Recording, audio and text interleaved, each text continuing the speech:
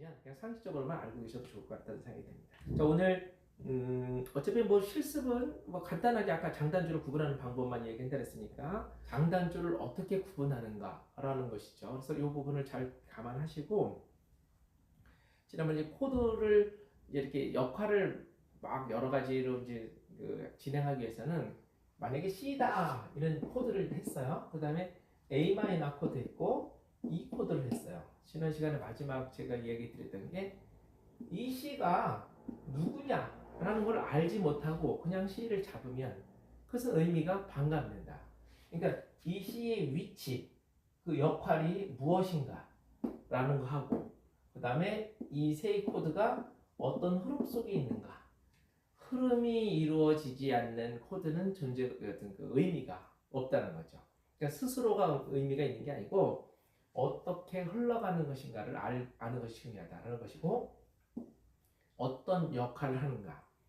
여기 C의 존재 의미는 뭐예요? C는 어떤 부분이에요? 큰 집 아빠의 역할입니다. 그러니까 큰 집 아빠니까 집안에서 조금 더 권위가 있고 그다음에 뭔가 주도적이고 또 강하고 결정도 확실하게 하고 뭐 이런 역할들을 해야 되겠죠. 그 C 코드를 칠 때 정확하게 쳐야 됩니다. 근데 이 C 코드가 C가 큰 집 아빠래도 이 아빠가 어릴 때는 뭐 했어요? 자녀였을 때도 있었을 거 아닙니까? 그러니까 C 코드가 그냥 C가 큰 집 아빠의 역할만 되는 게 아니라 어느 순간인가는 그 아빠의 할아버지에게는 자녀로서의 역할도 되는 거거든요. 그때는 또 지금 이런 역할을 할 수가 없어요. 그냥 부모님 앞에서는 그냥 사랑스러운 자녀일 뿐입니다. 그리고 이분이 직장을 가질 수도 있잖아요. 직장에서 어떤 역할이 있을 거 아닙니까? 뭐 CEO도 될 수 있고 일반 직원이 될 수도 있는데 직장인의 역할을 할 때는 가장의 역할을 하면 안 되겠죠. 그래서 이제 그런 부분들을 잘 감안하셔야 돼요. 근데 C를 잡아도 이게 아빠로서의 역할을 해서 치는 건지 도미넌트가 될 수도 있고 서브 도미넌트가 될 수도 있는 부분이에요. 그래서 C 코드를 똑같이 잡고 있지만 어떤 역할을 하는지를 알아야 된다는 거죠. A 마이너는 이번에는 어떤 역할이었죠?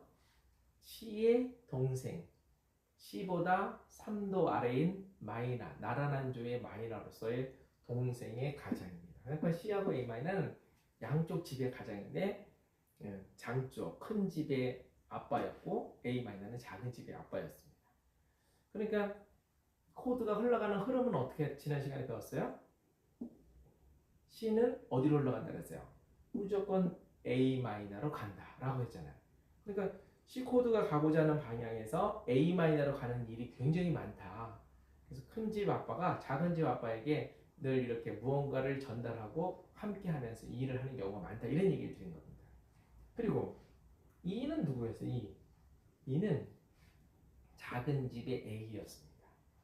그래서 A 마이너와 E는 모양이 똑같잖아요. 완전히 붕어빵. 자녀들 중에서도 왜 엄마 아빠 붕어빵이 자녀가 있는 것처럼 A 마이너 코드와 E는 같은 모양의 손가락 위치만 6번 줄 쪽으로 올라가는 것 뿐이지 모양이 똑같은 붕어빵이잖아요. 그러니까 A 마이너 E는 뭐라고요? 아빠와 아기의 관계예요. 그러니까 작은 집의 아빠 아기 관계고요. 그러니까 A 마이너는 어디로 올라간다고 지난 시간에 배웠죠? 무조건 E로 간다.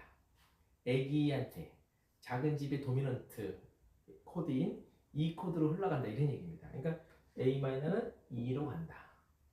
그러면 이제 아기 코드인 E는 어디로 간다 그랬죠? 다시 아빠 코드를 향해 간다. 아빠 코드로 가고 이 작은 집 아빠는 다시 C로 하면서 이제 마무리가 되는 거죠. 그러면 C라는 입장을 볼까요? C는 A 마이너로 가고 그리고 A 마이너에서 오는 위치를 본 거예요. 지난 시간까지. 그리고 A 마이너 입장에서 봤을 때는 C에서 오고 E로 가는 그리고 다시 C로 가고 그러니까 A 마이너는 C에서도 오지만 다시 C로도 가고 그리고 E로도 가면서 다시 E에서도 오는 입장 이게 A 마이너의 입장입니다.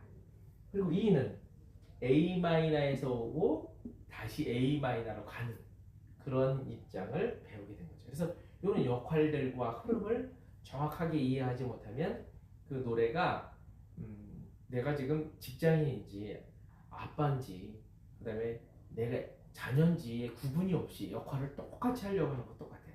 그러니까 내가 그러기 위해서는 지금 내가 처해 있는 위치가 가장으로서 우리 집에 있느냐 아니면 부모님 앞에 내가 서 있는가 직장의 책상 앞에 앉아 있는가를 구분하는 능력이 당연히 있어야 된다는 거죠. 그래서 그런 게 되지 않으면 내 같은 코드를 쳐도 그 코드의 가치는 굉장히 많이 떨어지게 된다라는 겁니다.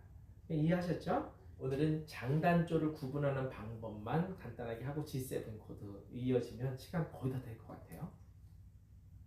먼저 장단조를 구분하기 위해서는 이제 암기 두 번째 패턴을 암기를 하셔야 됩니다. 자, 그거를 정해 드릴게요.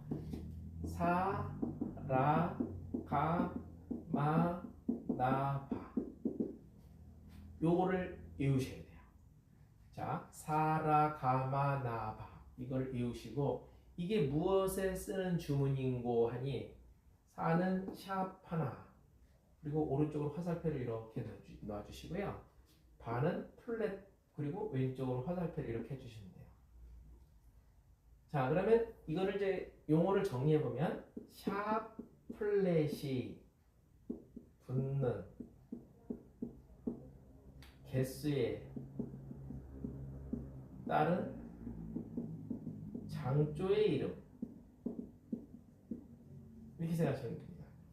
샵 플랫이 몇 개가 붙어 있느냐에 따르는 장조의 이름이다 이거죠.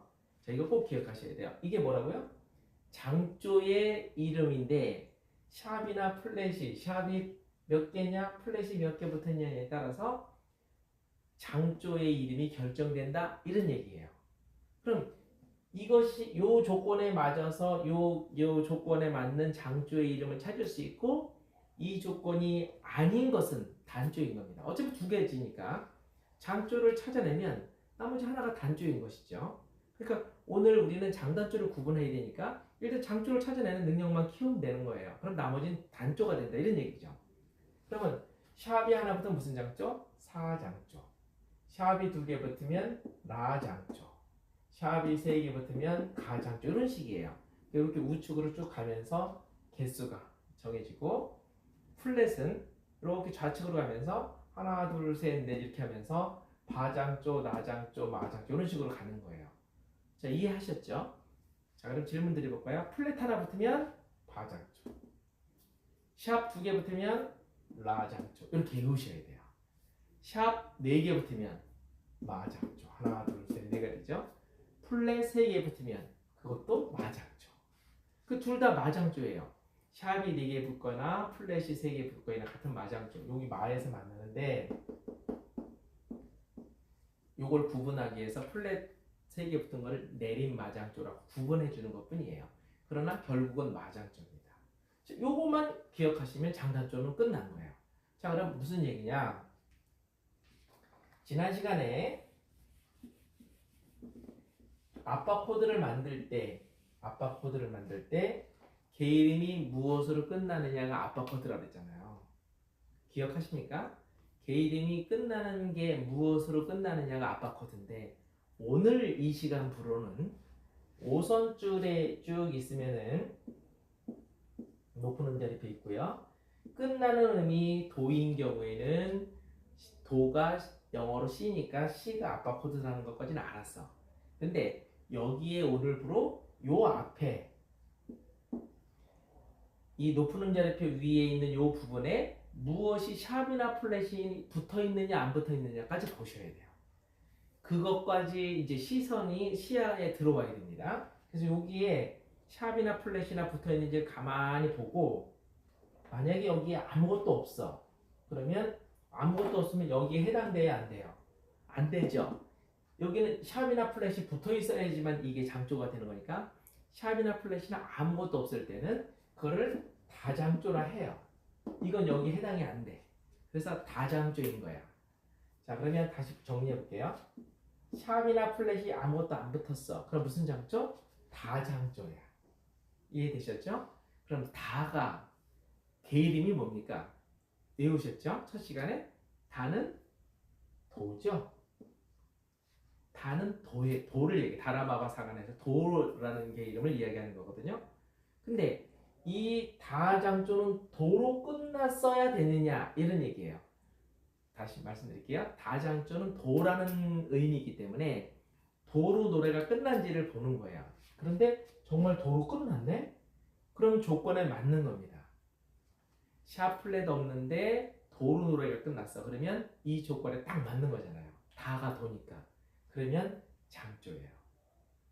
근데 만약에 샤플렛이 없는데 도로 안 끝나는 경우가 있을 수 있습니다. 딱 한 번. 한 경우. 그게 뭐냐면 3도 아래. 그러면 도, 시, 라죠. 3도라는 거는 단3도를 이야기한다. 아까 말씀을 드렸는데 기억하시는지 모르겠어요. 단3도 아래로 끝나는 경우. 그러면 도, 시, 라로 끝나는 경우가 있어요.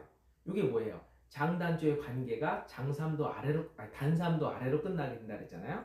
그러면 도로 끝나는 장조이거나 이 조건이 도니까 그러지 아니한 거는 단3도 아래인 라로 끝나는 단조이거나 요 라로 끝나는 단조이거나 밖에 없어요. 세상에 존재하는 노래는.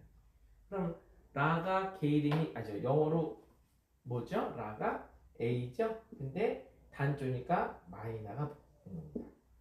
정리하면은 샤플렛이 붙지 않는 노래는 도로 끝나는 장조이거나 단3도 아래에 끝나는 라로 끝나는 A 마이너이거나 두 가지 경우만이 존재한다.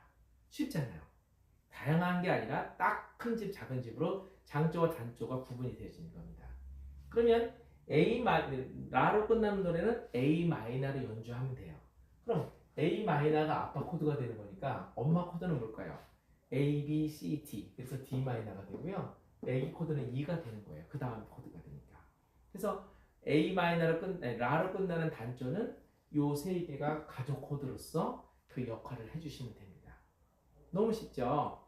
그리고 도로 끝난다. 그럼 장조잖아. 도는 영어로 C니까 C는 C, D, E, F 4도와 G 코드로 연주를 하면 된다. 이런 얘기예요. 그러니까 어떤 노래든지 세상에 존재하는 장단조의 노래는 이 두 가지밖에 없으니까 이 6개 코드만 가지면 노래를 다 칠 수 있는 것이 정답이거든요. 그러니까 그 관계성만 잘 이해하시면 돼요.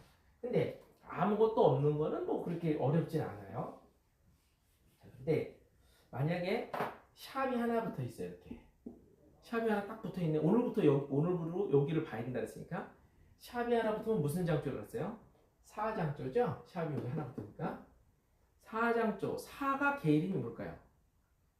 다라마바 사니까 도레미파 솔이 되는 거죠. 그러면 샵이 하나 붙어 있는 노래는 반드시 노래가 여기 솔이나 여기 솔로 끝나야지 장조인 거예요. 왜? 요것이 장조의 이름이니까. 그러면 여기 밑에는 보기가 좀 불편하니까 요 솔로 볼게요. 샵 하나 붙이는 노래는 솔로 노래가 끝나면 장조. 근데 솔보다 3도 아래가 어디예요? 미죠? 솔 파음이니까. 요 미로 끝나는 단조이거나. 자, 솔로 끝나는 장조이거나 3도 단 3도 아래인 미로 끝나는 단조이거나 이 두 가지밖에 없다. 이 노래는 그렇다는 거죠. 그러니까 솔로 끝나면 솔이 영어로 뭐예요? G죠? G 메이저 코드가 되고 미로 끝나면 미가 뭐예요? E죠? 근데 마이너니까 E 마이너가 된다. 그래서 G하고 E 마이너가 나라난조의 아빠 코드가 되는 겁니다. 그렇게 어렵지 않잖아요. 자, 하나만 더 해볼까요? 플랫 하나만 해보고 마무리할게요. 플랫 하나 있으면 플랫이 여기 보면 이렇게 아마 C에 붙어 있을 거예요. 플랫이 붙어 있으면은 무슨 장조일까요? 바장조죠. 바가 계이름이 뭡니까? 파죠, 파. 그러면 반드시 요 파로 끝나나 봐야 돼요. 노래가 끝나는 걸 얘기하는 거예요. 마지막 끝나는 가사가 붙어 있는 계이름. 그게 파로 끝났어 그러면 장조예요. 이게 장조 이름이니까 요거랑 맞잖아요. 그런데 파로 끝나지 않고 단3도 아래 파미레죠. 여기 이 레로 노래가 끝나게 되면 단조가 된다. 그러면 영어로는 파는 영어가 F잖아요. F 코드가 장조의 아빠 코드고 나라난조인 마이너는 F, 미, E죠. 밑에가 E, 그 다음에 밑에가 D죠. 그래서 D 마이너가 된다. 그래서 F하고 D 마이너는 같은 나라라는 조의 코드를 이루는 겁니다. 그럼 여기서 4도, 5도 이렇게 해서 가족을 이루면 되죠. 그러면 다음 시간에 노래를 아무 노래나 펴보고 그냥 딱 이렇게 딱 접어 이렇게 딱 펼쳐서 그 노래짝이든 뭐 찬송가짝이든 뭐 동요책이든 다 좋으니까 펴서 장조 노래 2개 그리고 단조 노래 2개인데 각각 다른 거예요. 또 똑같은 장조로 하지 말고 장조 노래 2개 3개만 안 되니까 더 좋죠. 2-3개를 장조 2개와 단조 2개를 각각 다른 종류를 찾아서 왜 그런지 찍어가지고 그거를 이렇게 찍어서 왜 이게 장조고 왜 단조인지를 설명하거나 그 내용을 잘 적어서 댓글로 남기는 게 첫 번째 숙제.